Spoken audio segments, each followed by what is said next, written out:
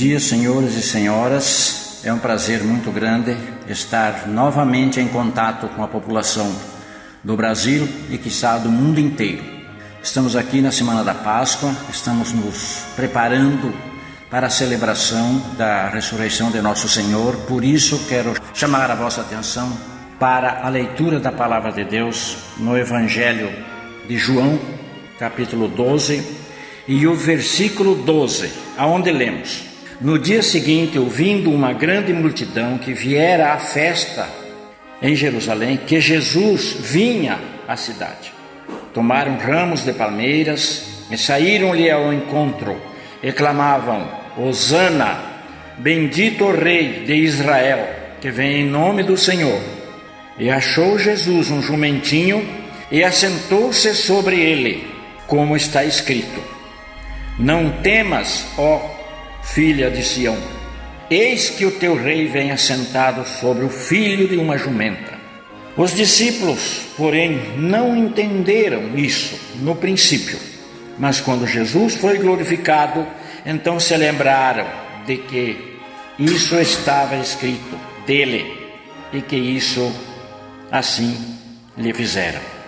Interessante, a entrada triunfal de Jesus deu início à grande obra que a Bíblia Sagrada nos coloca lá no livro de Hebreus, meus estimados amigos e irmãos, sobre o novo concerto. Até Jesus era o concerto antigo, concerto da lei. Em Jesus é o novo concerto da graça, do amor e do perdão. Aqui está presente a minha abordagem. O Filho do Homem glorificado. Jesus fala de sua morte na cruz em termos de glorificação, não de tragédia, mas de glorificação. E o favor divino, o maior favor que Deus nosso Pai fez ao mundo todo, desde o início da criação, de tudo que se foi criado por Deus, é a obra da graça em Cristo Jesus, o Salvador do mundo. Não é tragédia, e sim uma ação divina para a humanidade, a morte de Jesus. Diz aos discípulos que o caminho da glorificação, da frutificação do bem, passa pelo caminho do sofrimento e de morte. Tudo existe motivos de busca e de compensação pelo bem que devemos receber da parte da graça de Deus. Hoje redunda isso no arrependimento e novo nascimento diante de Deus. Tudo passou, tudo é novo, portanto, nova vida, novos pensamentos, nova mentalidade, nova fé, nova proposta. E muitas vezes envolve, senhores e senhoras, o aborrecer a própria vida. Aqui significa a atitude de valorizar os interesses celestiais e espirituais, muito mais, muito acima dos valores desta terra. Os seguidores de nosso Senhor Jesus Cristo, em nossos dias, têm que entender que a importância aos prazeres, filosofias, sucessos, valores, alvos ou métodos deste mundo, os tais obterão a vida eterna, jamais. Pois não existe nada tão precioso neste mundo que eles não deixem muito a desejar quanto o amor de Deus. Você pode ler Gênesis, ou seja, Mateus 16, 24 e 25, Marcos 8, 34 e 35. Se alguém neste mundo servir a Jesus, tem a proposta eterna. A fé em Jesus Cristo é o começo, o princípio, digamos assim. Envolve um compromisso pessoal de segui-lo, amá-lo, respeitá-lo, guardar seus ensinos e estar onde ele estiver. Seguir a Jesus Cristo, meus irmãos e meus amigos, inclui negar-se a si mesmo e tomar a sua cruz. Disse Jesus: Quem quiser vir após mim, negue-se a si mesmo, tome a cruz e segue-me. Mas o que é a cruz? Sobre o significado de tomar a nossa cruz, envolve atitudes, sentimentos, propostas, decisão que muitas vezes nos custa muito caro, lágrimas, muita oração, muito sofrimento, muita angústia muitas vezes na carne, porque afinal de contas, senhores, Jesus passou por esse caminho de angústia, de sofrimento na carne.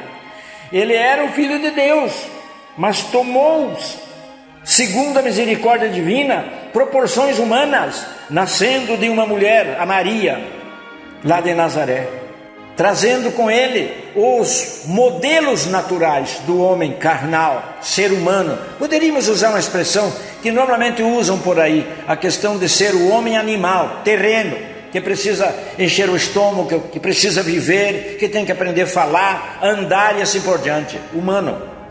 Mas Jesus tinha o lado divino, como um homem espiritualmente formado para fazer um grande trabalho.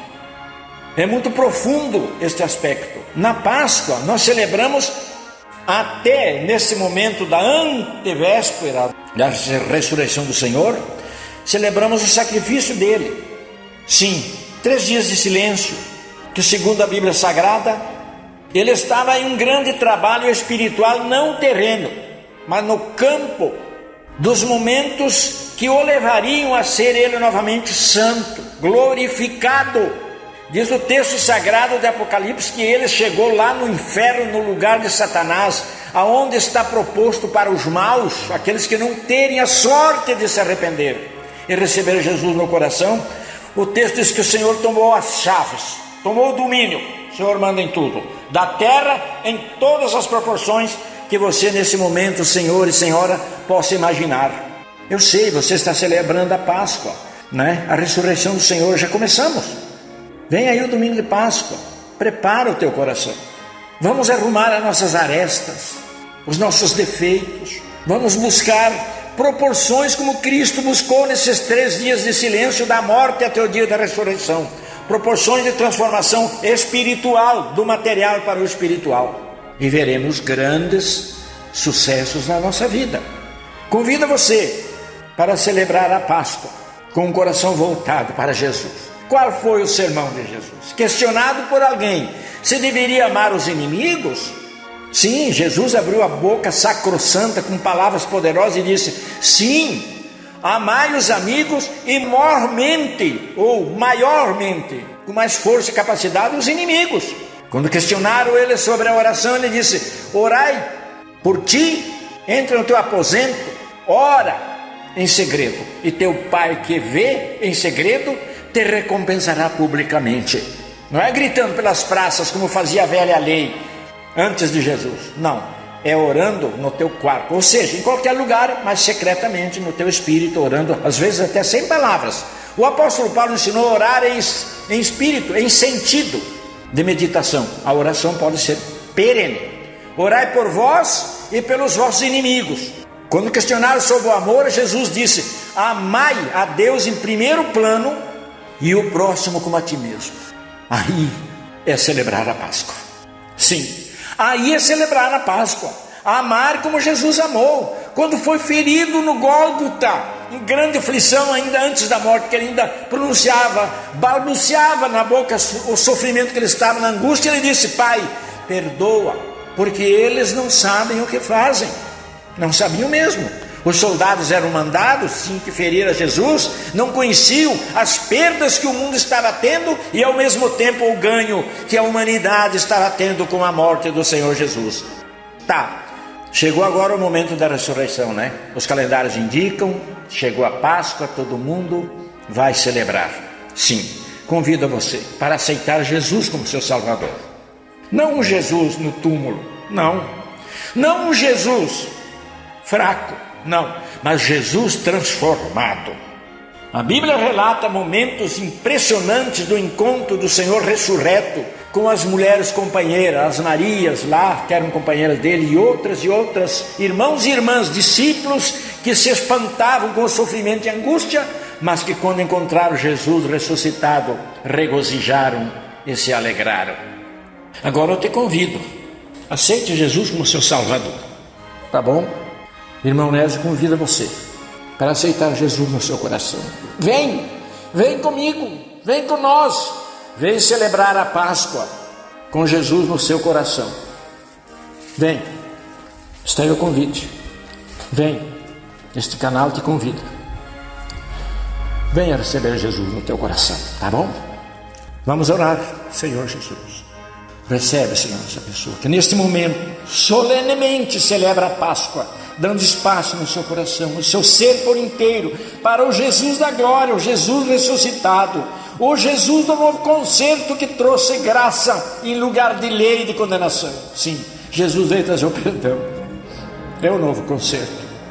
Você aceitou Jesus como seu Salvador? Se não fez, faça rápido. Este canal te convida. Obrigado por sua maravilhosa audição. Que Deus nos abençoe e nos guarde nesta Páscoa. Feliz Páscoa a todos.